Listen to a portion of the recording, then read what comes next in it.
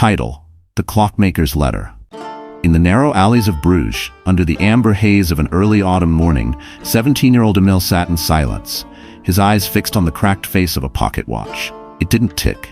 It hadn't in months. But Emil clutched it like it still held time, or maybe memories. He was in trouble. Not the kind that made headlines, but the quiet kind that swallowed you whole. His grandmother, Anka, had grown distant, forgetting faces, boiling kettles dry, wandering out in her nightdress. Emil had stopped going to school 3 weeks ago to care for her. They were alone now.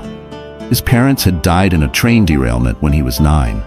His world had shrunk into a crumbling apartment above a forgotten clock repair shop that hadn't seen customers in years. Bills piled up like leaves in autumn. Anka, once the most respected horologist in West Flanders, now barely remembered the days of the week.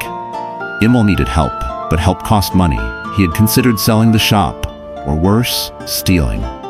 Then, on the morning of October 3rd, a strange envelope arrived. Thick parchment sealed with a red wax crest Emil didn't recognize. Inside was a letter written in beautiful old-fashioned script. To the keeper of silence. Within your walls sleeps a truth long buried. Follow the chime behind the lion's eye. Time does not forget. Neither must you. There was no signature. Only a line at the bottom. You have 3 days. It chilled Emil more than it should have. He might have thrown it away if not for one thing, the phrase keeper of silence. That had been Anka's old nickname from her colleagues when she worked with antique timepieces. She used to say, fixing clocks is like translating silence into seconds. Emil spent that day tearing through drawers, shelves, old chests in the attic. Nothing. But then, in the workshop, beneath a dusty canvas, he saw it. The old lion-headed grandfather clock. It hadn't worked in decades. Its glass was smudged and the brass lion's eye was missing, until Emil pushed gently at the remaining socket and heard a soft click. A hidden panel opened. Inside lay a small notebook. The first page read, "If you are reading this, then I've failed to remember the most precious thing. But time has not given up on us." It was his grandmother's handwriting.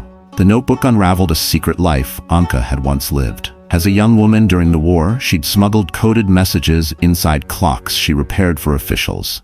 One such message had cost a man his life, a fellow smuggler named Lucas van Meer, who had loved her. "I betrayed him," she wrote. "Not on purpose, but in fear. And the guilt is what I buried." The notebook ended with, "If ever my mind betrays me, let this guide you to him." His timepiece was never returned. Find it. Make peace. For the first time, Emil saw the woman behind the fog of her fading memory. His gentle, tea-making grandmother had once lived a life of danger and loss, and now a dead man's clock might be the key to restoring her. The following day, Emil went to the old Bruges archives, posing as a student working on a history project. He dug into records of war-era watchmakers. Lucas van Meer's name came up once, a footnote in a resistance group, presumed dead in 1944. No burial records, no heir. But one address surfaced, 17 Candlewick Lane. When Emil arrived at the address, it was a candle shop, wooden beams, shelves full of handmade wax sculptures, and a woman at the counter with a crooked smile. "I'm looking for something old," Emil said, "a timepiece from the war." Her eyes narrowed. "You one of the seekers?" "What?" She slipped him a folded card. He left instructions, in case someone ever came asking. The card read, "Look beneath the floorboards, where wax drips on oak." That night, Emil returned. He waited until the shop closed, then snuck in through the side window. His flashlight swept the oak floors, pausing where candle wax had formed a hardened pool.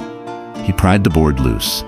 Inside was a wooden box. He opened it. The timepiece inside was unlike any he'd ever seen. Sleek, yet carved with tiny words around its rim in Latin, Tempus revelat veritatem. Time reveals truth. As he lifted it, a small piece of folded paper fell out. "Dearest Anka, I forgive you. I always did. Time was never our enemy, fear was. When you remember, I'll still be waiting." Emil held the watch to his chest. The air around him suddenly felt heavier, like the moment before a storm breaks. He brought it home. The next morning, as Anka sat staring at her tea, Emil placed the watch into her hands. "Do you remember this?" She looked at it. No response. But then, her fingers began to tremble. A tear fell, then another. "Lucas," she whispered. "No, it can't be." She pressed the watch to her lips, and for the first time in weeks, her eyes cleared.